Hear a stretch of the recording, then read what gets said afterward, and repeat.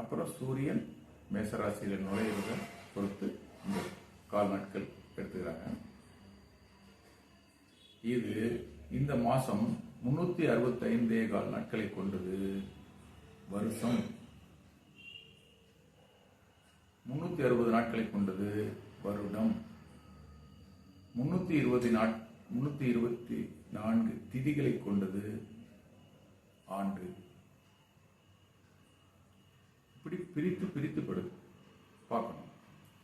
இங்க ஒரு விஷயத்தை சொல்ல விரும்புகிறேன். இந்த வாக்கியம் திருக்கணிதம் இது மிகப்பெரிய சர்ச்சையா இருக்குது. மேடைகளில் சண்டையே நடக்கும். கருத்தரங்கங்களில் போகும்போது சண்டையே நடக்கும். ஒருத்தர் சொல்றாரு, வாக்கியம் பஞ்சாங்கன்றது பெற்ற தாய், திருக்கணிதம் என்பது வளர்த்த தாய், அடாப்டட் மதர். உங்களுக்கு தெரிஞ்சா சொல்றாங்க. சிரிப்பு தான் வரும். அவங்கள போய் நம்ம குறை சொல்ல முடியாது. அது விளக்கணும்னா அந்த மேடையை பிடிச்சி சொல்லணும், மேடையில் மைக்க பிடிச்சி சொல்லணும். அவர்களை அவமதிப்பதாக தோன்றும். மேடைகளில் நான் மேடை ஏறும்போது இதெல்லாம் திருத்தணும் சொல்லணும் தான் போனேன். அத்தனை பேருக்கு முன்னாடி என்னோட வயது அதிகமாக இருக்கும். 70 வயது 75 வயது அவங்க சொல்லுவாங்க. அப்போ அவங்கள போய் நம்ம சொல்லும்போது தனிப்பட்ட முறையில் சொல்ல முடியாது, ஒத்துக்கவே மாட்டாங்க. நாம் படித்தது கற்றது சொல்வது சரி என்றே வாதிடுவார்கள். அது சொல்ல முடியாது. ஆனாலும் இதை பார்த்து தெரிஞ்சுக்க. இப்போ சந்திரன் வானத்தை ஒரு முழு 360 டிகிரி முழு சுற்ற முடிப்பதற்கு 27 நாட்கள் எடுத்துக்கிறது. பூமி சூரியனை சுற்றி 360 டிகிரி ஒரு முழு சுற்று முடிப்பதற்கு 360 நாள் எடுத்துக்குது. சூரியன் நகர்வதனால அதையும் சேர்த்தாக்க இந்த 0 பாயிண்ட் போர்டு வச்சு பிடிச்சாதான் குறிப்பிட்டு எழுதி படம் வரைஞ்சி காமிச்சாதான் புரியும். இதெல்லாம் வகுப்புகளில் சொல்லுவோம். எப்போ ஆரம்பிக்கன்னு சொல்லி இந்த மாதம் 21ஆம் தேதிக்கு பின் அறிவிப்பு. அதை இந்த மாசத்துக்கு சூரியன் அடிப்படை சந்திரன் நகர்வது 360 நாட்கள். சூரியனுடைய நகரை கணக்கிட்டா 365 நாள். இந்த சூரியன் இருக்கு இல்லையா, சக்தி மையத்தை சுத்து பாருங்க, மிகப்பெரிய வட்டம். இத மேற்கிலிருந்து கிழக்காக சுற்றும், வலதிலிருந்து இடமாக சுற்றும் சூரியன் மட்டும். அப்பதான் கண்டுபிடிக்கிறாங்க நீள்வட்ட பாதையில சுத்தம் சொல்றாங்களா. மார்கழி மாசம் 29 நாள் இருக்கும். ஆணியும் ஆடி 32 நாள் இருக்கும். ஒரு முட்டை எப்படி வச்ச மாதிரி இருக்கும். அதாவது ஈசானியத்திலிருந்து நைருதி மூலைக்கு ஒரு முட்டையை வச்ச மாதிரி இருக்கும். இங்க 29 நாள் கூர்மையாக இருக்கும். அப்படி போய் ஆணி ஆடி அப்படி பெரிய வட்டமா வரும். இப்படி ஒரு முட்டையை அப்படி வச்ச மாதிரி இருக்கும். நீள்வட்ட பாதை அப்படின்னு சொல்லி இதை விளக்கமா சொல்றேன். இந்த சூரியன் மேற்கிலிருந்து கிழக்காக வலமிருந்து இடமாக இப்படி சுத்தி முடிக்கிறதுக்கு 21,600 ஆண்டுகள் எடுக்குது. ஒரு ராசியை கடப்பதற்கு 1800 ஆண்டுகள். அப்ப அதனுடைய வேகம் எல்லாம் பார்க்கும்போது ஒரு கணக்கு எடுக்கும்போது சூரியன் 1 டிகிரி மேற்கிலிருந்து கிழக்காக நகர வேண்டும் என்றால் பூமி சூரியனை 60 முறை சுற்ற வேண்டும். அதாவது கரணம் அடிக்கிறதுன்னு அர்த்தம். குட்டி கண்ணை சொல்றோம் இல்லைங்களா, அப்படி தலை கீழே வச்சு அப்படி ரோல் பண்ணி எழுந்திரிச்சோம்னா ஒரு கரணம். குட்டி கரணம் சொல்லணும். சின்ன பிள்ளைல தரையில் அடிச்சு விளையாடும். நீர்நிலைகளில் கரணம் பாயிறது தான். அப்படி வெள்ளி அடிப்போம். தண்ணியில கரணம் பாய்தல் நீர்ல. இப்படி சூரியனை சந்திரன் ஒரு சுற்று சுத்தி வந்தா ஒரு கரணம். அதுதான் தமிழ் ஆண்டு. பவ யுவதாது பிங்கள நிறைய சொல்றாரு. 60 சுழல் ஆண்டுகள். இது சமஸ்கிருதத்தில் பேரு, இதுக்கு தமிழ்ல பேரு. நம்மளுடைய கல்வியை ஆரியர்கள் அபகரித்து நமக்கு கிடைக்க விடாம அதை மாற்றி நம்மை படிக்க விடாமல் கல்வி மறுப்பு செய்து நம்மளுடைய கலைகளை அவர்களுடையதாக ஆக்கினாங்க. ஆனால் எந்த தரவுகளும் கல்வெட்டிலோ சோடிகளாகவோ கிடைக்கல. தமிழில் பாருங்க எவ்வளவு கிடைச்சிருக்கு. இது 5% கூட கிடையாது. இப்பொழுது நமக்கு கிடைத்தது 5% கூட கிடையாது. திட்டமிட்டு அளிக்கப்பட்டது. அனல்வாதம், புனல்வாதம் நிறைய இருக்கு. போகி அன்றைக்கு பழையதை கொடுத்து சொல்றாங்கல்ல, அதெல்லாம் அதுதான். புரட்டாசி மாசத்துல புது வெள்ளத்துல வீட்டில் படிக்காம இருக்கக்கூடிய ஓலைச்சுவடிகளை புது வெள்ளத்துல விட்டீங்கன்னா உங்களுடைய கஷ்டம் தீரும் அப்படின்னு கோயிலில் சொல்லிடுவாங்க. கோயிலில் போய் சொல்லுவாங்க, சாமி கோயிலனா பூசாரிக்கிட்ட, ஐயர்கிட்ட, இந்த ரொம்ப கஷ்டமா இருக்குது, நிறைய சிரமங்கள் இருக்குது, இது எல்லாருக்கும் வந்து போகும். அப்போ வீட்டில் படிக்காத ஓலைச்சுவடிகள் இருந்தால் கஷ்டம் வரும். அது கொண்டு போய் புரட்டாசி மாதம் வரக்கூடிய புது வெள்ளத்தில் விட்டிங்கன்னா கஷ்டம் தீரும் அப்படின்னா நிறைய இது வேறு செஞ்சுட்டு அதை அப்புறம் பார்ப்போம். அப்படி இந்த நம்முடைய கல்வியினுடைய நுணுக்கங்கள், அறிவியல் சார்ந்த விஷயங்களை நிறைய ஆய்வு பண்ணிருக்கு. இதுல 13.20 ஆரம்பிச்சது. ஒரு நட்சத்திரத்துக்கு ஏன் 13.20? இங்க ஒரு நட்சத்திரம் இருக்கும், இங்க ஒரு நட்சத்திரம் இருக்கும், அடுத்தடுத்த நட்சத்திரம். ஆனா இந்த நட்சத்திரத்துக்கு பக்கத்தில் இங்க இருக்கும். இதுவும் 13.20 பாகை, இதுவும் 13.20 பாகை. இது எவ்வாறு சாத்தியம்? போர்டுல வகுப்புல உங்களுக்கு தெளிவா சொல்றேன். இது என்ன கணக்கு அப்படின்னா, இந்த 360 டிகிரியை 27 வகுத்து பாருங்க. டிகிரியாக போட்டி கன்வெர்ட் பண்ணி வகுத்து பாருங்க, 13.20 வரும். இதனுடைய நுணுக்கங்கள் திருக்குறள் இருக்குது. இந்த 133 அதிகாரம் எதற்கு?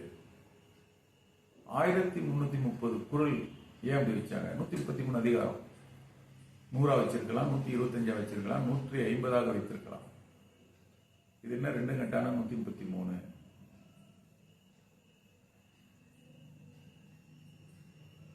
ஒரு டிகிரியை 3ஆல் வகுத்தால் 3ஆல் பிரிச்சோம் அப்படின்னா 0.20 கலை. ஒரு பாகை 3ஆல் வகுத்தாக்க 0.20 கலை வரும். பாகை கலை, அதாவது டிகிரி மினிட்.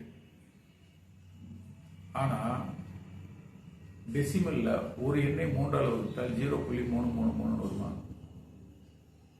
அங்கதான் ஸ்ட்ரைக் ஆச்சு. இதை எனக்கு சொல்லிக் கொடுத்தவர் குருநாதர், விண்ணாய்வாளர் ஆலியார் ரவிச்சந்திரன் ஐயா. இந்த பிப்ரவரி மாதம் மகா சிவராத்திரி அன்றைக்கு 2 நாள் வகுப்பு போட்டிருக்காங்க. வாங்க, நிறைய கற்றுக்கலாம். உண்மையான அறிவியல் சார்ந்த ஜோதிடம் அங்கு கிடைக்கும். ஜோதிடத்தில் கணக்குகள். அவர் ஜோதிடர் கிடையாது. ஒரு வாய்வு பண்ணி கொடிமரத்தை நட்டு வானத்தை பார்த்து தினசரி நிழல் குறித்து நிறைய ஆய்வுகள் எடுத்துருக்காரு. அடுத்த விஷயம், அவர் சொன்ன விஷயத்தை போய் சொல்றேன். 13.20 27 நட்சத்திரம். ஒரு ராசிக்கு இந்த 27 நட்சத்திரம் 4 பாதம் பிரிக்கிறாங்க. ஒரு ராசிக்கு 9 பாதங்கள். அப்போ ஒரு ராசிக்கு 18 படிகள் இருக்கு. யாரா சொல்லி கொடுத்துருக்காங்களா? ஐயா சொல்லி கொடுத்துருக்காரு. ஒரு பாதத்தை 3.20 உள்ள ஒரு நட்சத்திர பாதத்தை 2ஆக பிரித்தால் 1.40 பாகை. ஒரு பாகை 1 டிகிரி 40 மினிட் வந்த அதுதான் படி. 9 2ஆக வகுத்தால் 2ஆல் பெருக்குனா ஒரு நட்சத்திர பாதத்தை 2ஆ பிரிச்சா 18 படி. அதாவது 18 மெய்யெழுத்துக்கள், 12 ராசிகள், 12 உயிரெழுத்துக்கள். அதில் 247 மொத்தம் எழுத்து வருது இல்லைங்களா? அந்த 247 அப்படின்னு பார்த்தீங்க என்னன்னு பார்த்தா, சூரியன் ஒரு நட்சத்திர பாதத்தை கடப்பதற்கு 247 வருடங்கள் எடுத்துக்கிது. ஒரு நட்சத்திர பாதம் 3.20 டிகிரி ராசி மண்டலத்தில் கடக்கிறது.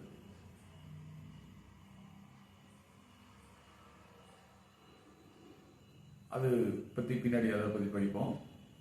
அப்போ ஒரு ராசிக்கு 1800 வருடங்கள் எடுத்துக்கிட்டோம். 12 பெருக்கினீங்கன்னா 21,600 வருடங்கள். சூரியன் இங்க ஆரம்பிச்சு இந்த வான்மண்டலத்தை சக்தி மையத்தை மையமா வச்சு இப்படி சுத்தி இப்படி வந்து இங்க முடியறதுக்கு 21,600 ஆண்டுகள். இப்போ ஒரு ராசிக்கு 1800 ஆண்டுகள். ஏற்கனவே பார்த்தோமா, ஒரு டிகிரி நகர்றதுக்கு 60 ஆண்டுகள். 30 டிகிரியா 318 1800 ஆண்டுகள்.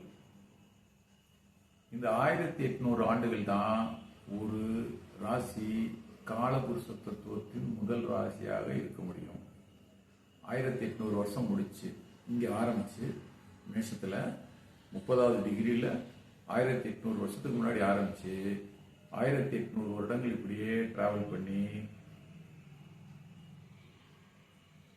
இந்த அஸ்வினி நட்சத்திரத்தை முடிச்சு ரேவதி நட்சத்திரத்துக்கு போயிருச்சு. இப்போ மீன யுகம்னு ஏன் சொல்றாங்க? மீன யுகத்தில் மேஷத்தில் சித்திரை அப்படின்னு சொல்றாரு.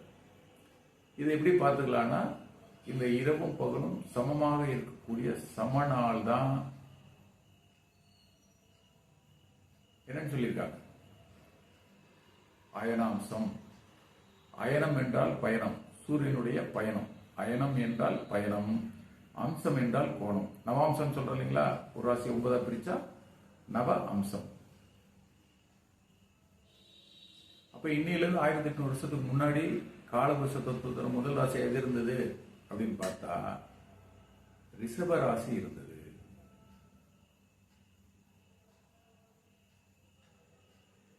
அப்போ அதுக்கு முன்னாடி 1800 வருடங்கள் எந்த ராசி இருந்தது அப்படின்னு பார்த்தா மிதுனம் இருந்தது. அதுதான் கிருஷ்ணர் வாழ்ந்த காலம். அன்றைக்கு முதல் நட்சத்திரமாக எது இருந்துச்சுன்னா திருவாதிரை நட்சத்திரம் இருந்தது. இப்ப திருவாதிரை எப்படி உருவாச்சு பார்ப்போம். அப்போ ரிஷபராசியில இருக்கும்போது எது இருந்தது அப்படின்னா கார்த்திகை நட்சத்திரம் தான் முதல் ராசி, முதல் நட்சத்திரமா இருந்தது. மேச ராசி வரும்பொழுது அஸ்வினி நட்சத்திரம் ஆயிடுச்சு. மீன ராசியாக வரும்போது உத்திரட்டாதி தான் இன்றைய முதல் நட்சத்திரமாக எடுத்துக்கணும். ஆனா இதெல்லாம் ஒரு சட்டம் ஏற்றதுக்கு இன்றைக்கு அரசாங்கங்கள் முன்னெடுக்கணும், அதை எடுக்கல. அன்றைக்கு சித்தர்கள் தான் ஆட்சி செய்தாங்க, அவர்கள் எடுத்தது.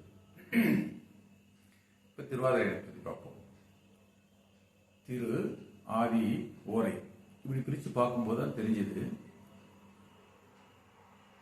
ஓரை அப்படிம்பாங்க நட்சத்திரங்களை, இந்த ஓரியன் கான்ஸ்டலேஷன் அப்படிம்பாங்க. மண்டலங்கள் இருக்கு இல்லையா, ராசி மண்டலங்கள். ஓரியன் ராசினா இந்த உலக்கை நட்சத்திரம் அந்த பகுதி. ஓர்மைப்படுத்து, அதாவது உடுமகா தசை அப்படிம்பாங்க. விம்சோத்திரி உடுமகா தசைன்னு சொல்றது. விம்சோத்திரினா நட்சத்திரம், உடுநாள் நட்சத்திரம். இந்த உடுக்களை ஒன்றிணைப்பது ஓர்மைப்படுத்துதல், அதான் ஓரைன்னு. 2 அல்லது 3 நட்சத்திரங்களை ஒன்னா இணைச்சா ஒரு ஓரையா தெரியும். ஆதி ஓரை, முதல் பார்க்கப்பட்ட ஆதி ஓரை, அதற்கு ஒரு அடைமொழி கொடுக்கிறாங்க, திரு ஆதி ஓரை. அதுதான் இன்றைக்கு திருவாதிரைன்னு சொல்றோம். இந்த உடுக்களை ஒன்றிணைக்கும் போது வானத்துல ஓரைகளை, உடுக்களை ஒன்றிணைக்கும் போது ஓரை தெரியுது. ஓரியன் கான்ஸ்டலேஷன் இல்லைங்களா? சிவன் கையில் இருக்கக்கூடிய உடுக்கு போன்ற உருவம் இருக்கும். ஏன் சிவனுக்கு உடுக்கை கொடுத்தாங்க? யோசிக்கும் போது வானத்தில் இருக்குது. ஸ்டெல்லேரி மேப்ல ரொம்ப அருமையா பார்க்கலாம். நாசா வெளியிட்டு இருக்காங்க, ரொம்ப அருமையா இருக்கும், பார்க்கலாம். வீடியோ ரொம்ப பெருசாகிடுச்சு. இதனுடைய தொடர்ச்சியை அடுத்த வீடியோவில் பார்க்கலாம். ஏன்னா இது அப்லோட் பண்ணுறது கஷ்டமாக இருக்கும். நன்றி, வணக்கம்.